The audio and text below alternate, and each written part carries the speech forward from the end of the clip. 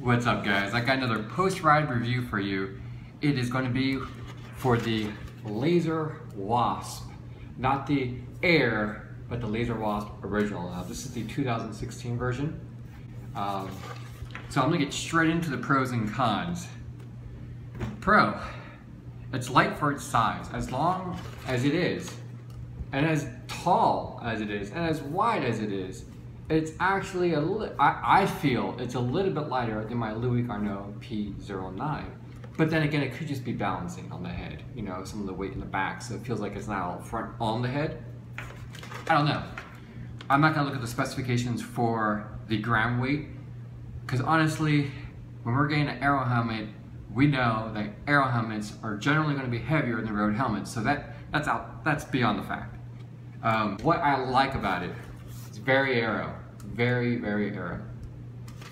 The visor is very deep. This reminds me of like a flight helmet, how deep the visor goes. It goes all the way down. It does come with two visors. It comes with a mirror, as you see here, it's installed, and it comes with a tinted, non-mirrored lens. They are interchangeable. Another pro, good color selection. As you can see, yet again, it matches my kit. Black and chartreuse or black and floral yellow matches my kit very well. I do appreciate that. Another pro, the tail section, all this big old piece right here can come off. So you can ride without the tail section on, which also means you can ride without the ear cups on, unlike other Aero helmets. But conversely, you can also still ride with the lens installed. Another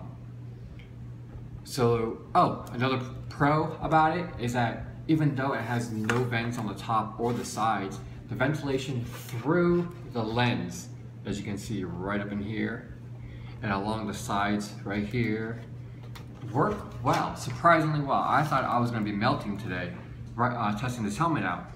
No, I was comfortable. I was a little warm, but I was comfortable for what I was wearing.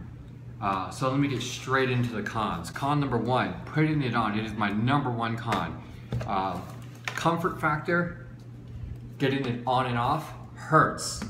It bites into your ears as it comes down because it fits snug.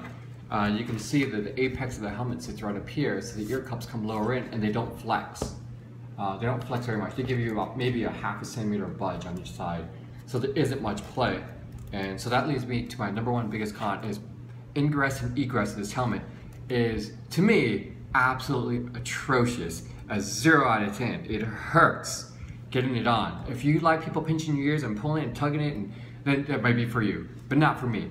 Another thing is that the ear cups, though they don't have any flexibility, it wants to play loose from the rest of the helmet. I've only had this helmet less than 24 hours. I put it on and it's already starting to come off a little bit right over here. I don't know if the camera, yeah, you can kind of see it just a little right there.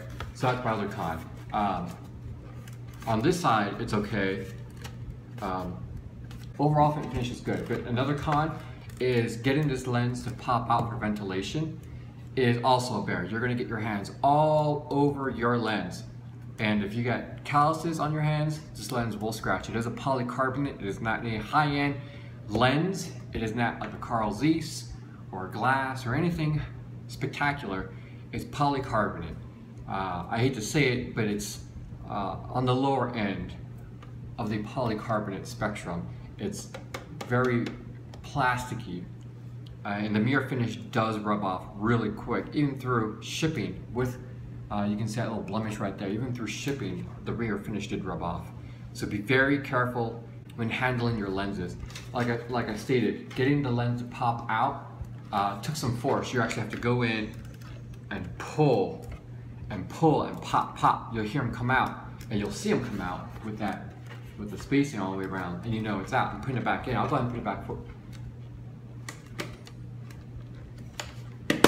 See, it actually took some force. It's not something you would want to do while riding. It's something you're gonna have to do. You're gonna have to take, blast the thing off and adjust it. So that's another con. That's con number two. Con number three, it is rather expensive.